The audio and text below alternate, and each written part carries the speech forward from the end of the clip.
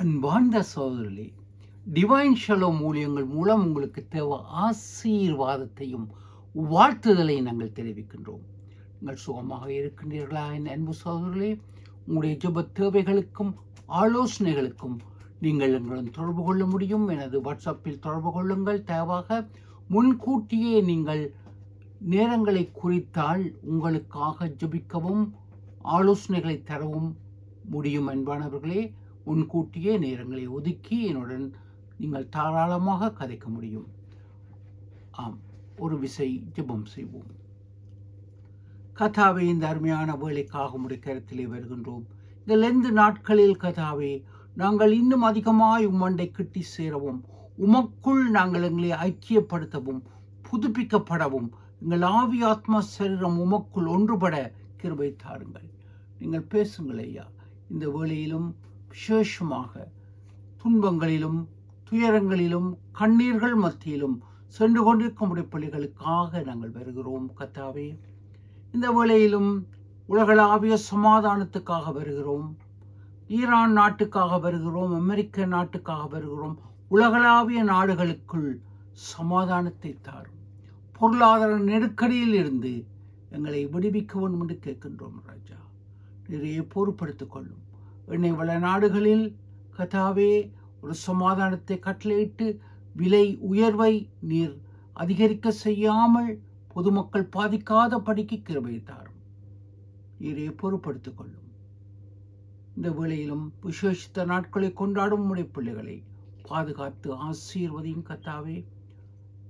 யுத்தத்தின் மூலம் அப்பாவி மக்கள் ஒவ்வொருவரையும் நீர் பாதுகாத்துக் கொள்ளும். யுத்த வீரர்கள் ஒவ்வொருவரையும் எல்லா இடங்களிலும் பாதுகாத்து அவர்கள் குடும்பங்களை ஆசீர்வதியும், பொறுப்படுத்திக் கொள்ளும். நீரே ஜெபங்களை கேட்கும் தெய்வம், ஆசீர்வதியும் காத்துக்கொள்ளும். இயேசு கிறிஸ்துவின் நாமத்தில் ஜெபிக்கிறோம் பரம தந்தையே, ஆமேன். அன்பானவர்கள், வேத பாடமாக ஏசாயா தீர்க்கதரிசியின் புஸ்தகம் 58ஆம் அதிகாரம் 3ஆம் வசனத்தை வாசிக்க கேட்போம். நாங்கள் உபவாசம் பண்ணும் போது நீர் நோக்காமல் இருக்கிறது என்ன? நாங்கள் எங்கள் ஆத்துமாக்களை ஒடுக்கும் போது நீர் அதை அறியாமல் இருக்கிறது என்ன என்றார்கள். இதோ, நீங்கள் உபவாசிக்கும் நாளிலே உங்கள் இச்சையின்படி நடந்து உங்கள் வேலைகளையெல்லாம் கட்டாயமாய் செய்கிறீர்கள். அன்பானவர்களே, ஏசாயா தீர்க்கதரிசியின் மூலம் மக்களின் கூக்குரலை ஏசாயா இங்கு பிரதிபலிக்கின்றார். நாங்கள் உபவாசிக்கும் நாளில் நீங்கள் எங்கள் உபவாசத்தையும் எங்கள் ஜெபங்களையும் ஏன் கேட்காமல் இருக்கின்றீர்கள் என்பதற்கு ஆண்டவர் கூறும் பதில், நீங்கள் உபவாசிக்கும் நாளில் நீங்கள் உங்கள் வேலைகளை, நீங்கள் உலகளாவிய சிந்தனையில், நீங்கள் ஆவிக்குரிய ரீதியில் உபவாசிக்காமல் நீங்கள் கடமைக்காக சடங்காச்சாரமாக நீங்கள் உபவாசிக்கின்றீர்கள் என்பதை ஏசாயா தீர்க்கதரிசியின் மூலம் ஆண்டவர் கூறுகின்றார். சென்ற வாரத்தில் நான் எப்படிப்பட்ட உபவாசத்தை ஆண்டவர் கேட்பார் என்பதை உங்களுடன் பகிர்ந்து கொண்டேன்.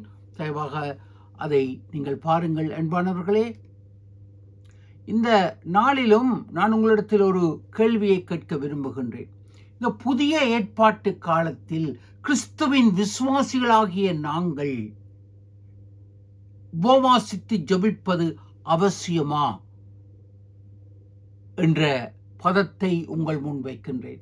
உங்கள் சிந்தனைக்கு தயவாக நீங்கள் தேவ செய்தியை உன்னிப்பாக கவனியுங்கள். உங்கள் நண்பரோடத்தினும் பகிர்ந்து கொள்ளுங்கள் அன்பானவர்களே. எம்பெருமான் இயேசு கிறிஸ்து உபவாசத்தை குறித்து அவர் கூறியிருக்கின்றாரா? இது அடுத்ததாக உங்களிடத்தில் வினவப்படும் ஒரு கேள்வி. ஆண்டவர் உபவாச ஜெபத்தை குறித்து கூறியிருக்கின்றாரா என்று கேட்கும் பொழுது, ஆம், நிச்சயமாக அவர் கூறியிருக்கின்றார். ஆணித்தரமாக கூறியிருக்கின்றார். மத்தேயு சுவிசேஷம் 9ஆம் அதிகாரம் 14, 15 வசனங்களில் அங்கு அழகாக கூறப்படுகின்றது. அங்கு யோவானின் சீஷர்கள் ஆண்டவர் இயேசுவிடத்தில் வந்து, பரிசேயர் வேதபாரர்கள் உபவாசிக்கின்றார்கள், ஆயினும் உம்முடைய சீஷர்கள் எதற்காக உபவாசியாமல் இருக்கின்றார்கள் என்று கேட்டதற்கு இயேசு கூறுகின்றார், மணவாளனுடைய பிள்ளைகள், மணவாளனுடைய தோழர்கள் மணவாளன் இருக்கும் பொழுது உபவாசிப்பார்களா? மணவாட்டி உபவாசிப்பாளா? இல்லை. அவர்கள் மணவாளன் அவர்களை விட்டு எடுத்துக்கொள்ளப்படும் நாள் வரும், அப்பொழுது உபவாசிப்பார்கள் என்று கூறுகின்றார். மத்தேயு சுவிசேஷம் 9ஆம் அதிகாரம் 14, 15 வசனங்களில் மணவாளன் மணவாட்டியை விட்டு எடுபடும் நாள் வரும், அந்த நாளில் உபவாசிப்பார்கள் என்று யோவானின் சீஷருக்கு ஆண்டவர் கூறுகின்றார். அன்பானவர்களே, இந்த பதத்தை நாங்கள் பார்க்கும் பொழுது மத்தேயு சுவிசேஷம் 25ஆம் அதிகாரத்தில் அங்கு ஆண்டவர் 10 கன்னிகளின் உவமையை கூறுகின்றார். அங்கு ராஜா மணவாளன் திரும்பி வருகின்றார். அங்கு 5 புத்தியுள்ள கன்னிகைகள் அங்கு எண்ணெய் விளக்கு வைத்திருக்கின்றார்கள். அந்த விளக்கு எண்ணெய் அங்கு பரிசுத்த ஆவியானவரை குறிக்கின்றது, ஜெபத்தை குறிக்கின்றது. அன்பானவர்களே, 24 மணி நேரமும் நாங்கள் ஜெபித்துக் கொண்டிருக்க முடியாது. தூங்க வேண்டும், ஆனால் தூங்கும் பொழுதும் நாங்கள் ஜெபித்து விட்டு தூங்க முடியும்.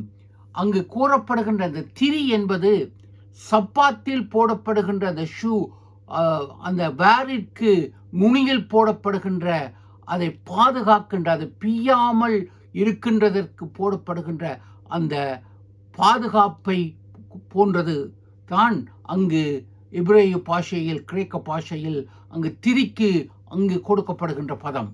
எனவே அந்த திரி அணையாமல் இருக்கின்றது. அந்த புத்தி உள்ள 5 கன்னிகைகளும் சரியான திரியை கொண்டு சென்றார்கள், ஜெபத்தின் பரிசுத்த ஆவியின் அபிஷேகத்தை கொண்டு சென்றார்கள். ஆனால் புத்தியற்றவர்கள் ஏனோ தானோ என்ற ஒரு கயிற்றையோ எதையோ எடுத்து சென்றிருக்கின்றார்கள். அங்கு கொடுக்கப்பட்ட பதம் சப்பாத்து போடும் பொழுது அதற்கு போடுகின்ற அந்த லேசிற்கு நுனியில் அது பாதுகாப்பாக பிய்யாமல் இருப்பதற்கு போடப்படுகின்ற அதன் நுனியை பாதுகாக்கும் அந்த வாரிற்கு, அதன் நாடாவிற்கு நுனியில் போடப்படுகின்ற அந்த பொருளை எடுத்து விளக்குவதாக இருக்கின்றது. ஆம், இங்கு கூறப்படுகின்ற பதம் என்னவெனில், ஆண்டவர் இயேசு எடுபடும் நாள், மணவாளன் எடுபடுகின்ற நாள், இது அவருடைய 2ஆம் வருகையை எடுத்து விளக்குவதாக இருக்கின்றது. மத்தேயு சுவிசேஷம் 25ஆம் அதிகாரத்தில். அன்பானவர்களே, இந்த எடுக்கப்படும் நாள் என்பது இயேசு கிறிஸ்துவின் சிலுவை பாடுகள், சிலுவை மரணமும் உயிர்த்தெழுதலும், 3ஆம் நாள் உயிர்த்தெழுதலும், அதன் பின்பு 40 நாள் பரம் ஏறுதலையும் குறிப்பது அல்ல. அவர் பரலோகம் எடுத்து சென்று மீண்டும் 2ஆம் வருகையில் வருவதை விளக்குவதாக இருக்கின்றது. அழகாக 25ஆம் அதிகாரம் மத்தேயு 2ஆம் வருகையை தான் எடுத்து கூறுகின்றது. மணவாளன் வரும் வரையும் உபவாசித்து ஜெபிப்பது ஆண்டவர் இயேசுவின் 2ஆம் வருகையை விளக்கி நிற்கின்றது. அன்பானவர்களே, இங்கே நாங்கள் பார்க்கின்றோம் மணவாளன், நாங்கள் மணவாட்டி திருச்சபைகள், ஆண்டருடைய புத்தி உள்ள கன்னிகைகள். இங்கு ஓசியா தீர்க்கதரிசியின் புஸ்தகத்தில், எசாயா தீர்க்கதரிசியின் புஸ்தகத்தில் இஸ்ரவேல் மக்களை மணவாட்டியாக, கற்புள்ள கன்னியாக ஆண்டவர் பார்க்கின்றார் என்று. அந்த மணவாட்டி நானும் நீங்களும் மணவாட்டி திருச்சபை, புதிய ஏற்பாடு திருச்சபையாக இருக்கின்றது. வெளிப்படுத்தல் நிருபம் 19ஆம் அதிகாரம் 7ஆம் வசனத்தில் அங்கு கூறப்படுகின்றது. வெளிப்படுத்தல் நிருபம் 19ஆம் அதிகாரம் 7ஆம் வசனத்தில், சந்தோஷப்பட்ட களி கூறுங்கள், ஆட்டுக்குட்டியானவர் இயேசு கிறிஸ்துடைய கல்யாணம் வந்தது. அவருடைய மணவாட்டி தன்னை தயார்படுத்துகின்றாள். எஸ்தர் ராணியின் சரித்திரத்தை எடுத்து பார்க்கும் பொழுது, அவள் தன்னை அலங்கரித்து ஒரு மணவாட்டி திருச்சபைக்கு எஸ்தர் ஒரு எடுத்துக்காட்டாக இருக்கின்றாள். அன்பானவர்களே, இந்த திருச்சபைக்கு எஸ்தர் ஒரு முன் உதாரணமாக, எவ்விதமாக நாங்கள் உபவாசித்து ஜெபிக்க வேண்டும், எவ்விதமாக ஆண்டவரின் சாயலில் இருக்க வேண்டும் என்பதை விளக்குவதாக எஸ்தர் புஸ்தகம் இருக்கின்றது. புதிய ஏற்பாட்டு திருச்சபைக்கு எஸ்தர் ஒரு முன் அடையாளமாக, மணவாட்டி திருச்சபையாக அங்கு எடுத்து காட்டப்படுவதை நாங்கள் பார்க்கின்றோம். அவள் மகிமையில் அலங்கரிக்கப்படுகின்றாள். இன்று நானும் நீங்களும் மணவாட்டி திருச்சபை அவர் வரும் வரையில் உபவாசித்து ஜெபிக்க அழைக்கப்படுகின்றோம். அன்பானவர்களே, இங்கு ஆண்டவர் இயேசு கூறும் பதம் அழகாக மத்தேயு 9 அதிகாரம் 14-15 வசனத்தில் கூறப்படுவது ஒரு தீர்க்க தரிசனம். மணவாளன் அங்கு சென்ற பொழுது அவருடைய உண்மையுள்ள மணவாட்டி சிநேகிதர்கள், நண்பர்கள், மணவாட்டி திருச்சபை உபவாசிப்பார்கள். இது அவருடைய தீர்க்க தரிசனம். இந்த தீர்க்க தரிசனத்திற்கு நானும் நீங்களும் உடன் பங்காளிகள்.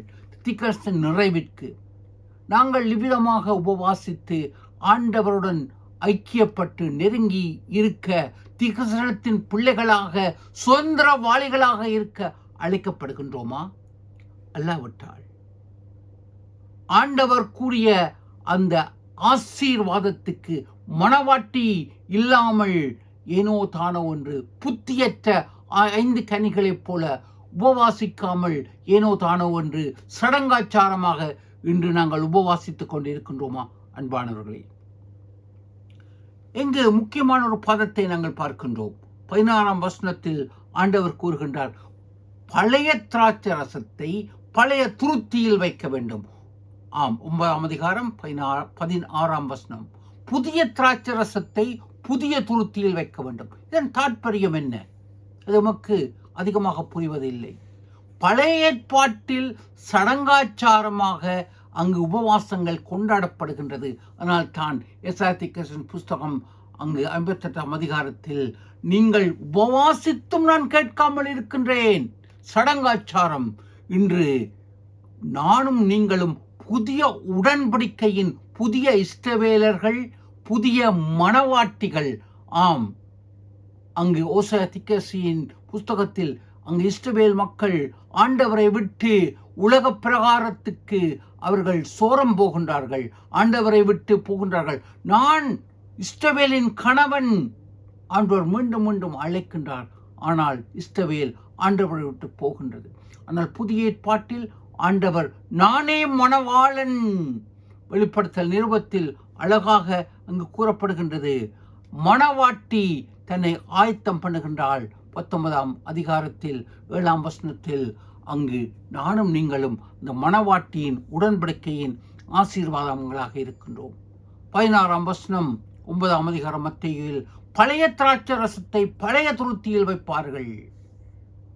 அது அப்படியே இருக்கும். புதிய திராட்சை ரசத்தை புதிய துருத்தியில் வைப்பார்கள். புதிய உடன்படிக்கை நாங்கள் ஆண்டவர் நமக்கு காட்டிய முன்மாதிரி. அவரே ஜெபித்தார், அவரே உபவாசித்தார். ஆண்டவரும் இரட்சகருமாகிய இறைவனே உபவாசிக்கின்றார், ஜெபிக்கின்றார் என்றால் நாங்கள் எம்மாத்திரம்? அன்பானவர்களே, இந்த லெந்து நாட்கள் மட்டுமல்ல, ஏனைய நாட்களிலும் நாங்கள் உபவாசித்து நாங்களுடன் ஒன்றுபட அழைக்கப்படுகின்றோம். இதைத்தான் அப்போஸ்தலன் பவுல் அழகாக இங்கு கூறுகின்றார். 2 கொரிந்தியர் 5 அதிகாரம் 7 வசனத்தில் அங்கு தெளிவாக இதை விளக்கி கூறுகின்றார்.